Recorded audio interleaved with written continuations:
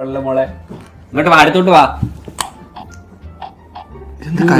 ഇല്ലല്ലോ അത് ഓണാക്കട പൊട്ട, അതൊരു ചെവിയാ മണ്ട.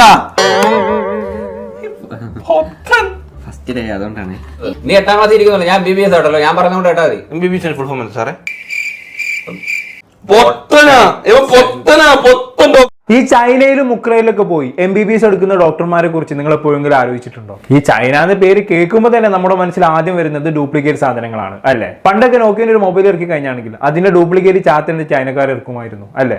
ഇന്ത്യയിലേക്ക് അവരുടെ ഡ്യൂപ്ലിക്കേറ്റ് സാധനങ്ങൾക്ക് ഭയങ്കര ഡിമാൻഡ് ആയിരുന്നു. ക്വാളിറ്റി ഭയങ്കര കുറവാണെങ്കിലും ഭയങ്കര വിലക്കുറവായതുകൊണ്ട് തന്നെ ആളുകൾക്ക് ചൈനീസ് പ്രോഡക്റ്റിനോട് ഭയങ്കര താല്പര്യമായിരുന്നു. അങ്ങനെ ഏതൊരു പ്രോഡക്റ്റിന്റെയും ഫസ്റ്റ് കോപ്പി വാങ്ങിച്ചു കഴിഞ്ഞാണെങ്കിൽ ചൈന എന്ന് പറഞ്ഞ ആൾക്കാർ കളിയാക്കാൻ തുടങ്ങി. ഏതെങ്കിലും പ്രമുഖ ബ്രാൻഡിന്റെ പ്രോഡക്റ്റ് പെട്ടെന്ന് കേടായ വരെ ചൈനക്കാർക്കാണ് പ്രശ്നം. ഓരോ ചൈന സാധനങ്ങളുമായി വന്നോളും എന്നായിരിക്കും ആൾക്കാരുടെ പറച്ചിൽ അല്ലെ?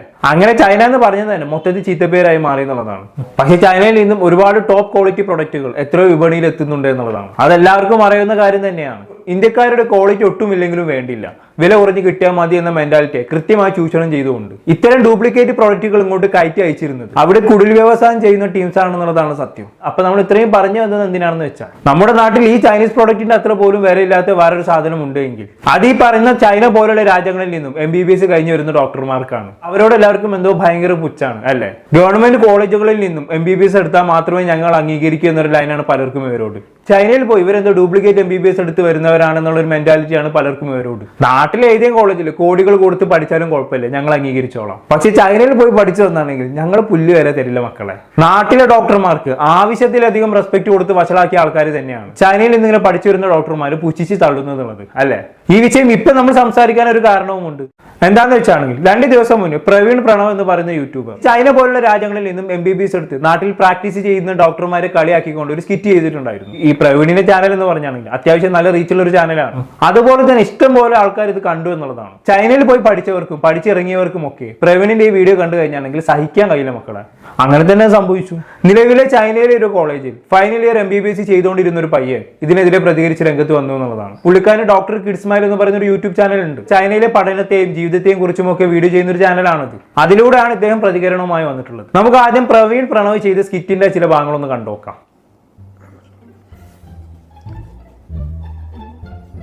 ഹലോ എടാ, പിന്നെ ഞാൻ കയറിയായിരുന്നു കേട്ടോ. ഇന്ന് first day. Oh thank you. ഞാൻ എന്തെങ്കിലും ഡൗട്ടൊക്കെ ചോദിച്ച് വിളിക്കും കേട്ടോ. എനിക്ക് അറിയാമല്ലോ, നമ്മൾ രണ്ടുപേരുടെ തുണ്ട് വെച്ചാൽ പാസ്സായി. നീ എന്നെ വിളിക്കാനായിട്ടിരുന്നാ? ആ സൂപ്പർ. ആഹാ, അച്ഛൻ്റെ ഹോസ്പിറ്റലാ? നന്നായി. പുള്ളിക്ക് അടി കിട്ടാണ്ട് നോക്കിക്കോടാ. ശരി ശരി, വിളിക്കാടാ. എടാ പ്രാർത്ഥിക്കണം കേട്ടാ. ആ ശരി. മണ്ട, ഇവ എന്നെക്കാട്ടി പൊട്ടാനാന്ന് തോന്നുന്നു. ഈശ്വരാ, നല്ല തുടക്കാവണേ. ഇവിടെ കുറച്ച് ജാടയിലിരിക്കാം. ഫസ്റ്റ് പേഷ്യൻ്റ് ആയിരിക്കും അല്ലേ? ഇങ്ങനെ ഇരുന്നാലും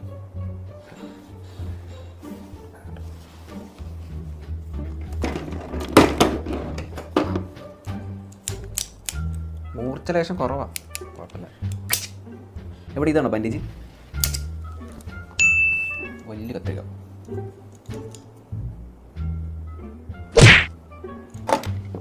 ഇതെന്താ? ഇതൊന്നും പഠിച്ചപ്പോൾ ഞാൻ കണ്ടിട്ടില്ലല്ലോ. ആയിപ്പട്ടെ അല്ല, പനി നോക്കണതാ. ആ ലൈറ്റ് എത്തുന്നുണ്ട്.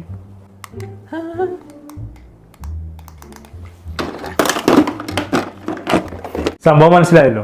ചൈനയിൽ പോയി MBBS എടുത്ത് നാട്ടിൽ ആദ്യത്തെ പോസ്റ്റിങ്ങിന് കയറുന്ന ഡോക്ടറായിട്ടാണ് ഇപ്പൊ ഇവൻ അഭിനയിച്ചത്. എന്തൊക്കെയോ കാണിച്ചു കൂട്ടുന്നുണ്ട് അല്ലേ?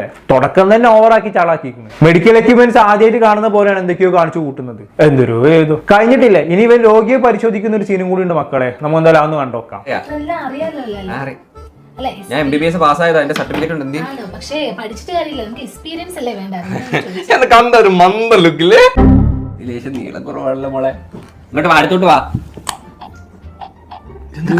ഇല്ലല്ലോ അത് ഓണാക്കട പൊട്ട, അതൊരു ചെവിയാ മണ്ട.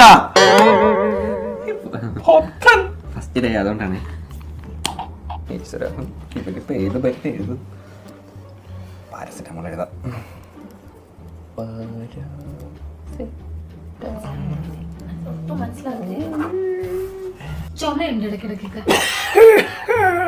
അത് വിക്സിന്റെ ഒരു മുട്ടായി പിടിച്ചെടുത്താൽ മതി. വേണ്ട, നീ ആണോ തീരുമാനിക്കുന്നത്? നീ 8ാം ക്ലാസ് ഇരിക്കുന്നില്ല, ഞാൻ BBS ആണല്ലോ, ഞാൻ പറഞ്ഞുകൊണ്ട് കേട്ടാ മതി. MBBS ഫുൾ ഫോം സാറേ? പൊത്തനാ ഇവൻ, പൊത്തനാ, പൊത്തൻ ഡോക്ടർ. അണ്ണാക്കി പേന അടിച്ച് കയറ്റുമുണ്ടായത് നീ എന്നെ പോവാറുണ്ട് കേട്ടല്ലേ. ഇവനൊരു ഇഞ്ചക്ഷൻ വേണം, എഴുതാ.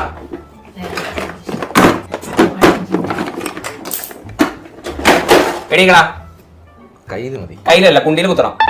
എണീക്കടാ, എണീക്കടാ. സോറി, ഇവിടെ നേഴ്സ് ഇല്ല കേട്ടോ, എല്ലാത്തിനും ഞാൻ മാത്രമേ ഉള്ളൂ. ഇല്ല,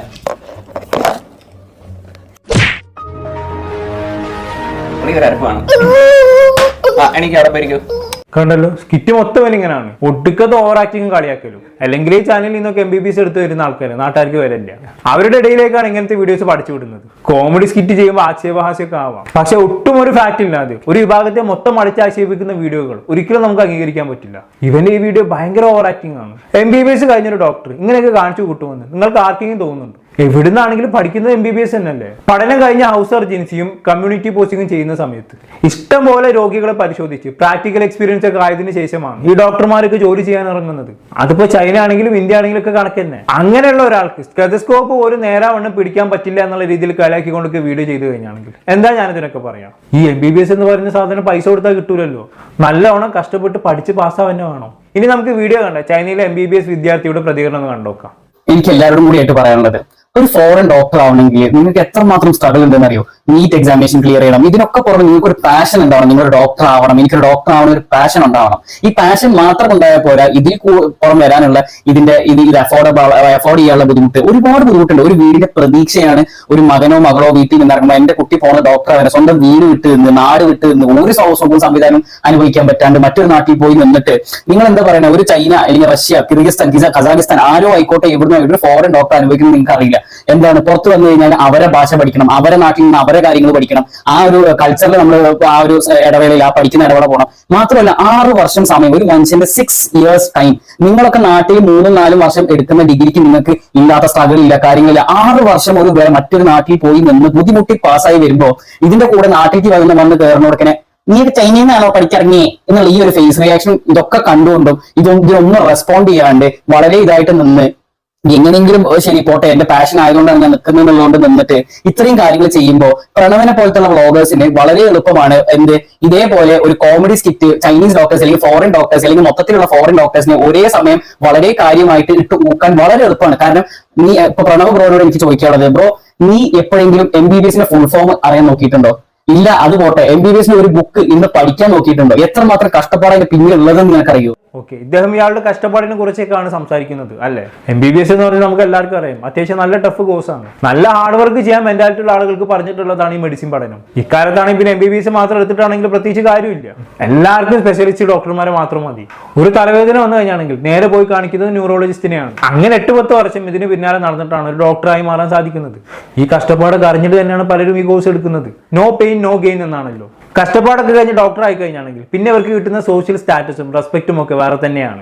മറ്റേതൊരു പ്രൊഫഷനും കിട്ടാത്ത സാലറിയും ഉണ്ട്. ഈ ഒരു ബെനിഫിറ്റ് മനസ്സിൽ കണ്ടുകൊണ്ട് തന്നെയാണ് മെജോറിറ്റി ഓഫ് ആളുകളും ഡോക്ടർ ആവാൻ വേണ്ടി പഠിക്കുന്നത്. പക്ഷേ ഈ പറഞ്ഞ റെസ്പെക്റ്റും കോപ്പുമല്ല നാട്ടിൽ നിന്ന് പഠിക്കുന്ന ഡോക്ടർമാർക്ക് മാത്രമേ ഉള്ളൂ എന്നുള്ളതാണ് പുള്ളിക്കാരിപ്പോൾ പറഞ്ഞു വെക്കുന്നത്. ഇതിലും വലിയ കഷ്ടപ്പാടുമായി ചൈനയിൽ നിന്ന് പഠിച്ചു വന്നാണെങ്കിൽ കിട്ടുന്നത് പുച്ഛം മാത്രമാണ് അത്രേ. ബാക്കി കൂടെ കേട്ടോക്കാം. ഒരു കമ്മ്യൂണിറ്റി, ഒരു ഫോറിൻ ഡോക്ടേഴ്സ് കമ്മ്യൂണിറ്റിനെ കംപ്ലീറ്റ്ലി ഡിസ്റെസ്പെക്ട് ചെയ്തിട്ടാണ് നിന്റെ വീഡിയോസ് ഉള്ളത്. ആ ഒരു വീഡിയോ വളരെ ട്രിഗറിംഗ് ആണ്. അത് ഓരോ ഫോറിൻ സ്റ്റുഡൻസും നിന്റെ കമന്റ് ബോക്സ് നീ വായിക്കാത്തതുകൊണ്ടാണോ അറിയില്ല. ഓരോ കമന്റ് ബോക്സിൽ ഓരോ FMG സ്റ്റുഡൻസ്, ഒരു FMG പാസ്സാണ് നമ്മുടെ നാട്ടിലത്തെ ഇന്ത്യൻ ഡോക്ടേഴ്സ് പോലും FMG ചെയ്താൽ റെഡിയല്ല. എന്തുകൊണ്ട്? ആ എക്സാം PG ലെവലിലുള്ള ക്വസ്റ്റൻസ് ആണ് MBBS ആയിട്ട് ചോദിക്കുന്നത്. അത് ആൾക്കാർ മനസ്സിലാക്കുന്നില്ല. ആൾക്കാർ വിജയ ശതമാനം കുറവാണല്ലോ, അതാണല്ലോ ഇതാണല്ലോ. ഒരിക്കലല്ല, PG ലെവൽ ക്വസ്റ്റൻസ് ആണ് സാധാരണമായി MBBS സ്റ്റുഡൻസ് നാട്ടിലത്തെ സ്റ്റുഡൻസോട് ചോദിക്കാത്ത ചോദ്യങ്ങളാണ് ഫോറിൻ സ്റ്റുഡൻസോട് ചോദിക്കുന്നത്. നിങ്ങൾ അത് പാസ്സാവുന്നുള്ള ഫോമിലാണ് ഓരോ ക്വസ്റ്റൻസ് അതിനകത്തുള്ളത്. നിങ്ങൾ എന്ത് മനുഷ്യന്മാരോടോ നിങ്ങളൊക്കെ? നിങ്ങളൊക്കെ കോവിഡില് വീട്ടിൽ കയറി ആയിരിക്കുന്ന സമയത്ത് ഞങ്ങളെപ്പോലുള്ളവര് പണിയെടുത്തിട്ട് അതിനൊരു രൂപ സാലറി പോലും ഇല്ല. നമ്മളെപ്പോലുള്ള ഫോറിൻ ഡോക്ടേഴ്സ് നിങ്ങളോട് എന്ത് ചെയ്തിട്ടാണ്? എന്ത് നാട്ടിൽ അത്രയും കോടികളുടെ ഡൊണേഷൻ നിങ്ങൾക്ക് തന്നില്ല എന്നുള്ളതാണോ നിങ്ങളുടെ പ്രശ്നം? 1.5 കോടിയൊക്കെ ഡൊണേഷൻ ചോദിക്കുന്നത് ഒരു മാന്യത വേണ്ടി ചോദിക്കുന്നത്, ഒരു സീറ്റിൽ ചോദിക്കുന്ന റേറ്റ്. നമ്മൾ ക്യാഷ് കൊടുത്തിട്ട് ഒരു പ്രൈവറ്റ് കോട്ടയിൽ നമ്മൾ കയറി 1.5 കോടി രൂപയാണ് അതിന്റെ ഡൊണേഷൻ വരുന്നത്. പിന്നെ അത് കൂടാതെ 50-60 ലക്ഷം ഫീസും. ഒരു MBBS പഠിച്ചാൽ 2 കോടി രൂപ. മെഡിക്കൽ ഞങ്ങൾ സപ്പോർട്ട് ചെയ്യണ്ടല്ലോ, മെഡിക്കൽ ഞങ്ങൾ അത് ചെയ്യണ്ടല്ലോ. എന്ത് ചെയ്യുന്നുണ്ട് നിങ്ങൾ? 2 കോടി വാങ്ങിയിട്ട് നിങ്ങൾ സപ്പോർട്ട് ആവശ്യമില്ല. അത്രമാത്രം അഫോർഡ് ചെയ്യാൻ പറ്റിയ കുട്ടികൾ വളരെ കുറവാണ്. 2 കോടി എത്ര പേർക്ക് അഫോർഡ് ചെയ്യാൻ പറ്റും? 2 കോടി അഫോർഡ് ചെയ്യാനുള്ള ബുദ്ധിമുട്ടുകൊണ്ടാണ് പലരും നാട് കടന്ന് ഇവിടേക്ക് വരുന്നത്. അത് 1-2-3 വട്ടം നീറ്റ് ചെയ്ത് കുട്ടികളെല്ലാം അവിടെ വരുന്നത്. അതിൽ കൂടുതൽ വട്ടം നീറ്റ് ചെയ്ത് കുട്ടികൾ വരെ നമ്മുടെ കോളേജിലുണ്ട്. ഞാൻ പറഞ്ഞില്ല, എന്നിട്ട് പോലും ഇവിടെ വരുമ്പോൾ പലരും ഇതിന്റെ അകത്ത് ഒരു 60% കൂടുതൽ കുട്ടികൾ പഠിക്കാതെ ലോണും കാര്യങ്ങളും പല ആൾക്കാർ എന്നോട് ചോദിച്ചിട്ടുണ്ട്, ചൈനയിൽ നമ്മൾ അല്ലെങ്കിൽ എന്താണ് നിങ്ങൾക്ക് ക്യാഷ് കൊടുത്ത സർട്ടിഫിക്കറ്റ് കിട്ടില്ലേ? ക്യാഷ് കൊടുത്ത സർട്ടിഫിക്കറ്റ് വാങ്ങാനാണെങ്കിൽ പിന്നെ എന്തിനാണ് അവിടെ 6 വർഷം ഞങ്ങൾ ബുദ്ധിമുട്ടണേ? ഞങ്ങൾ പിന്നെ ക്യാഷ് കൊടുത്ത് ഫസ്റ്റ് ഇയർ തന്നെ വന്നിട്ട് സർട്ടിഫിക്കറ്റ് വാങ്ങി 6 വർഷത്തെ സർട്ടിഫിക്കറ്റ് വാങ്ങി തിരിച്ച് നാട്ടിൽ വന്നാൽ പോരെ? നിങ്ങൾക്ക് എന്തൊക്കെ പറയുന്നത് ഒരു ഫോറിൻ ഡോക്ടറെ പറ്റിയിട്ട്? ഒരു ഫോറിൻ ഡോക്ടറെ കാണുമ്പോൾ ആൾക്കാർ ചോദിച്ചാൽ ഇതിനൊക്കെ ശരിക്കും എന്താ പറയുക? നാട്ടിലത്തെ ഡോക്ടേഴ്സ് ഈഗോന്റെ അച്ഛനാണ്, ഈ അച്ഛനാണ് ഈഗോന്റെ കാര്യത്തിൽ. അത് എല്ലാ ഡോക്ടേഴ്സിനും പറയുന്നതല്ല, പക്ഷെ ചില ഡോക്ടേഴ്സ് അങ്ങനെ ഉണ്ട്. ഇൻ റിയൽ ചില ഡോക്ടേഴ്സ് അങ്ങനെ ഉണ്ട്. ഭയങ്കര ഈഗോ അടിച്ചിട്ട് അവന്റെ അണ്ടാവൂർ അടിച്ചു പോകുന്ന രീതിയിലുള്ള ഈഗോ. അപ്പൊ അങ്ങനെയൊക്കെയാണ് കാര്യങ്ങൾ. പുള്ളിക്കാരൻ ഇനിയും ഒരുപാട് കാര്യങ്ങൾ പറയുന്നുണ്ട്, എല്ലാം കൂടി കാണിക്കാനുള്ള സമയമില്ല. പിന്നെ ഇദ്ദേഹം പറയുന്ന എല്ലാ കാര്യങ്ങളും എനിക്ക് അംഗീകരിക്കാനും കഴിയില്ല. ചില കാര്യങ്ങളോട് എനിക്ക് വിയോജിപ്പുണ്ട്, അതിലേക്കൊന്നും ഞാൻ ഇപ്പം കടക്കുന്നില്ല. പിന്നീട് ഒരു അവസരം കിട്ടുമ്പോൾ വേണമെങ്കിൽ പറയാം. എന്തായാലും മൊത്തത്തിൽ ഇദ്ദേഹം പറഞ്ഞ കാര്യത്തിൽ നമുക്ക് കോൺസെൻട്രേറ്റ് ചെയ്യാം. നമ്മുടെ നാട്ടിൽ ഈ നീറ്റും കീമും എല്ലാം എഴുതി ഗവൺമെന്റ് കോളേജിൽ സീറ്റ് കിട്ടാൻ എത്രത്തോളം ബുദ്ധിമുട്ടാണെന്ന് എല്ലാവർക്കും അറിയാം അല്ലെ? കോഴിക്കോട് മെഡിക്കൽ കോളേജിൽ ആകെയുള്ളത് 250 MBBS സീറ്റാണ്. ലക്ഷക്കണക്കിന് കുട്ടികൾ എഴുതുന്ന എക്സാം ആണെന്ന് ഓർക്കണം. ഇന്നലെ മരണപ്പെട്ട ഫാത്തിമ തെസ്കിയുടെ അനുഭവങ്ങളൊക്കെ നമ്മൾ കേട്ടതാണ്. 3-4 തവണ റിപ്പീറ്റ് ചെയ്തിട്ടാണ് ഇവിടെ ഓരോരുത്തർക്കും MBBS സീറ്റ് കിട്ടുന്നത്. അങ്ങനെയും കിട്ടാത്തവരാണ് പിന്നെ ഇതുപോലെ ചൈനയിലേക്കും മറ്റും പഠിക്കാൻ പോകുന്നത്. അതല്ലാതെ ഒരു വിവരവും ഇല്ലാതെ തെണ്ടി തിരിഞ്ഞ് നടക്കുന്ന ആൾക്കാരെല്ലാം പുറത്തു പോയി പഠിക്കുന്നത് വേറെ നിവൃത്തിയില്ലാത്തത് കൊണ്ടാണ്. നമ്മുടെ നാട്ടിലെ പ്രൈവറ്റ്, അതായത് ഇന്ത്യയിലെ ചില പ്രൈവറ്റ് കോളേജുകളുടെ ഒക്കെ ക്വാളിറ്റി എന്ന് പറയുന്നത് വളരെ പരിതാപകരമാണ്. പോരാത്തതിന് ഒടുക്കത്തെ ഫീയും. എന്നാലും ആൾക്കാർക്ക് കുഴപ്പമില്ല, ചൈനയിൽ പോയി പഠിക്കാതിരുന്നാൽ മതി എന്നേ ഉള്ളൂ. ഇവരിങ്ങനെ പുച്ഛിക്കുന്നതിൽ സാധാരണക്കാരെക്കാളും കൂടുതൽ നമ്മുടെ നാട്ടിലെ മറ്റുള്ള ഡോക്ടേഴ്സ് ആണെന്നുള്ളതാണ് രസം. പൊതുവെ ഡോക്ടർമാർക്കെല്ലാം ഒരു എലൈറ്റ് മനോഭാവമാണ്. ഞാൻ എന്തോ വലിയ സംഭവമാണെന്നുള്ളൊരു ഇതാണ്. ഞാൻ എല്ലാവരുടെയും കേസല്ല കേട്ടോ പറഞ്ഞത്, കൂടുതലും അങ്ങനെ തന്നെയാണ്. ഇവരെന്തോ പാരലൽ വേൾഡിൽ ജീവിക്കുന്ന പോലെയാണ് ഇവരുടെ കാട്ടിക്കൂട്ടിൽ കണ്ടാൽ തോന്നാം. ഇവർക്കെന്തോ ആവശ്യത്തിൽ കൂടുതൽ റെസ്പെക്ട് കൊടുത്ത് ഇവരെന്തോ ഉത്തരത്തിൽ കയറ്റി വെച്ച് നമ്മൾ പറഞ്ഞാൽ മതി. ഒരിക്കൽ കൂടി പറയണം, ഞാൻ ജനറലൈസ് ചെയ്യല്ല കേട്ടോ. എന്തായാലും ഇവരോടുള്ള ഈ സർവരോടുള്ള പുച്ഛം ഏറ്റവും കൂടുതൽ അനുഭവിക്കേണ്ടി വന്നിട്ടുള്ളത് ഇവരുടെ കൂടെ വർക്ക് ചെയ്ത ജൂനിയർ ഡോക്ടർമാർക്കും അതുപോലെ തന്നെ വിദേശത്ത് നിന്നും പഠിച്ചു വന്ന ഡോക്ടർമാർക്കുമാണ്. അപ്പൊ എനിക്ക് പറയാനുള്ളത് എന്താണെന്ന് വെച്ചാൽ, ഏത് ഡിഗ്രി ആണെങ്കിലും ഏത് ജോലി ആണെങ്കിലും എല്ലാറ്റിനും ഒരുപോലെ റെസ്പെക്ട് കൊടുക്കാൻ പഠിക്കണം. എല്ലാറ്റിനും ഉപരി ജോലിയും സോഷ്യൽ സ്റ്റാറ്റസും നോക്കി മനുഷ്യന്മാരെ അളക്കാതെ മനുഷ്യന്മാർ ഒരുപോലെ കാണാൻ സാധിക്കുകയാണെങ്കിൽ അത്രയും നന്ദി. ഇത്രയും പറഞ്ഞുകൊണ്ട് ഈ വീഡിയോ വൈൻഡപ്പ് ചെയ്യാണ്. എന്താണ് ഇതിനെ കുറിച്ചുള്ള നിങ്ങളുടെ അഭിപ്രായം താഴെ കമന്റ് ബോക്സിൽ രേഖപ്പെടുത്തുമല്ലോ. അപ്പോൾ അടുത്തൊരു ടോപ്പിക്കുമായി കാണാം.